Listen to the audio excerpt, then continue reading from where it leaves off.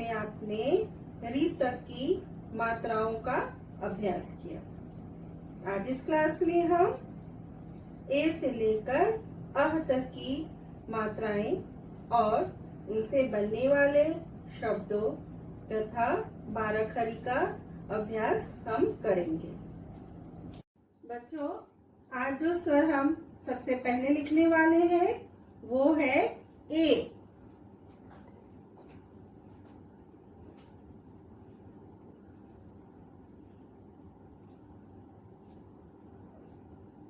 ये है ए और ये है इसकी मात्रा। और जब यह वर्णमाला के किसी भी व्यंजन के साथ आकर जुड़ जाती है तो उसे हम इस तरह से लिख सकते हैं। जैसे ये है क प्लस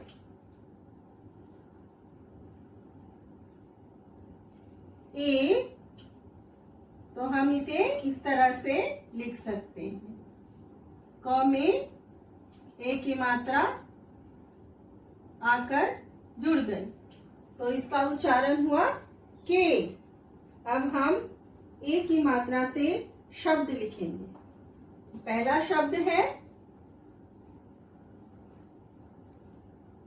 क में ए की मात्रा के और ल में आ की मात्रा ला, केला। उसके बाद हम लिखेंगे क में ए की मात्रा के, श व, केशव। तो बच्चों, ये है ए और ये है इसकी मात्रा। और जब यह व्यंजन क में आकर जुड़ गई तो उसे हमने इस तरह से लिखा और उसका उच्चारण हुआ के। और उससे हमने दो शब्द लिखे। पहला शब्द है केला, केला। दूसरा है केशव, केशव। बच्चों, इसके बाद हम लिखेंगे ऐ।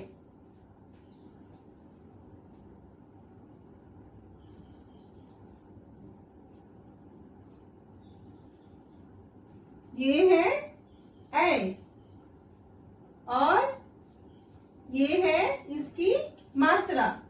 और जब यह वर्णमाला के किसी भी व्यंजन में आकर जुड़ जाती है तो उसे हम इस तरह से लिख सकते हैं।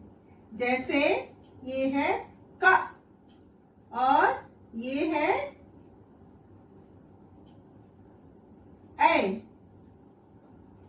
और ये हो गया क में ऐ की मात्रा लगा दी तो हो गया कै।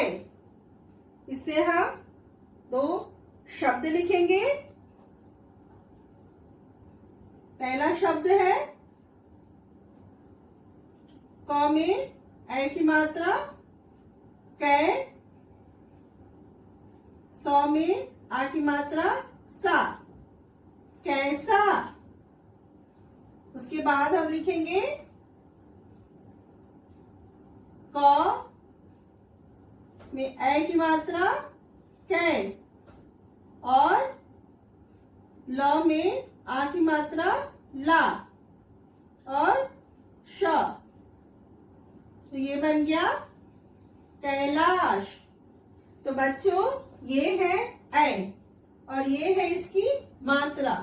और जब यह व्यंजन क में आकर जुड़ जाती है तो उसे हम इस तरह से लिखते हैं और उसका उच्चारण होता है कै।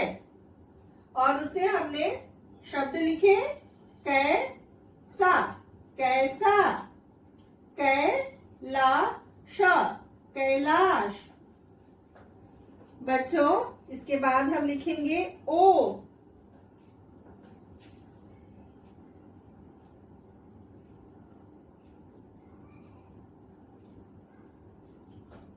ये है ओ और ये है इसकी मात्रा।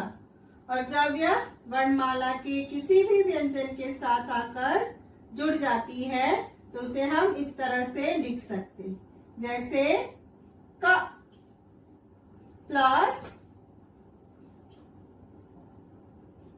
ओ, तो इसे हम इस तरह से लिख सकते हैं। ये है क और इसमें ओ की मात्रा आकर इस तरह से जुड़ गई, तो यह हो गया को। अब हम इसे शब्द लिखेंगे, तो ओ की मात्रा से दो शब्द लिखेंगे। पहला शब्द है क में ओ की मात्रा को, या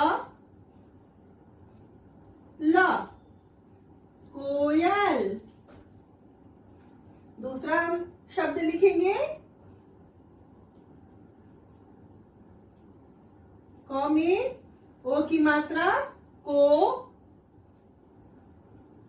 म, ल, कोमल। तो बच्चों ये है ओ और ये है इसकी मात्रा, और जब यह व्यंजन क में आकर जुड़ गई तो उसे हम इस तरह से लिखते हैं और इसका उच्चारण करते हैं को। उसे हमने दो शब्द लिखे, पहला है को या ला, कोयल, को म ला, कोमल। बच्चों इसके बाद हम लिखेंगे औ।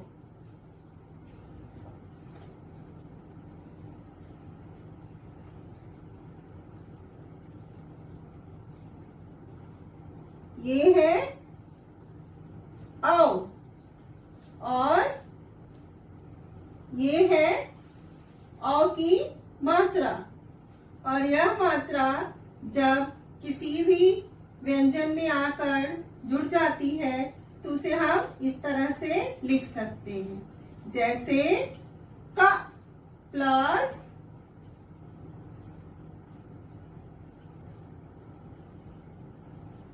औ। उसके बाद यहाँ क में औ की मात्रा इस तरह से आकर लग जाती है और इसका उच्चारण होता है कौ। अब हम औ की मात्रा से बनने वाले शब्द लिखेंगे, जैसे क में औ की मात्रा कौ और न, कौन। दूसरा हम शब्द लिखेंगे क में औ की मात्रा कौ, आ। ये हो गया कौवा। तो बच्चों ये है औ और ये इसकी मात्रा, और जब यह क में आकर जुड़ जाती है तो वो इस तरह से लिखा जाता है और इसका उच्चारण होता है कौ। और इसे हमने शब्द बनाए कौ न, कौन, कौ आ, कौवा। बच्चों इसके बाद हम लिखेंगे अंग।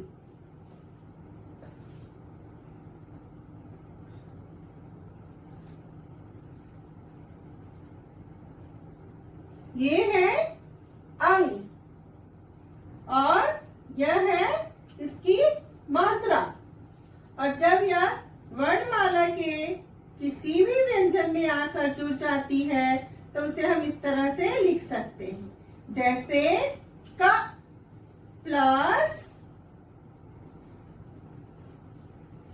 अंग, और यह हो गया क में अंग की मात्रा लगा दी तो इसका उच्चारण हो गया कंग। और अब हम अंग की मात्रा से शब्द लिखेंगे, जैसे क में अंग की मात्रा कंग, गो न, कंगन। दूसरा हम शब्द लिखेंगे कंग, घ में आ की मात्रा घा, कंघा।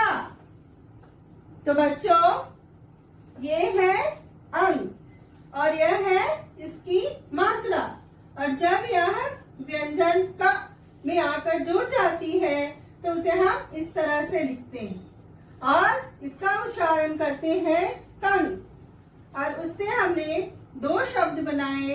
पहला है कंग ग न, कंगन।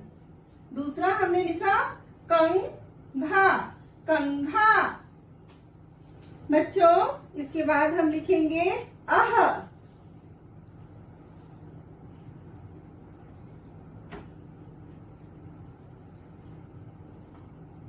ये है अह और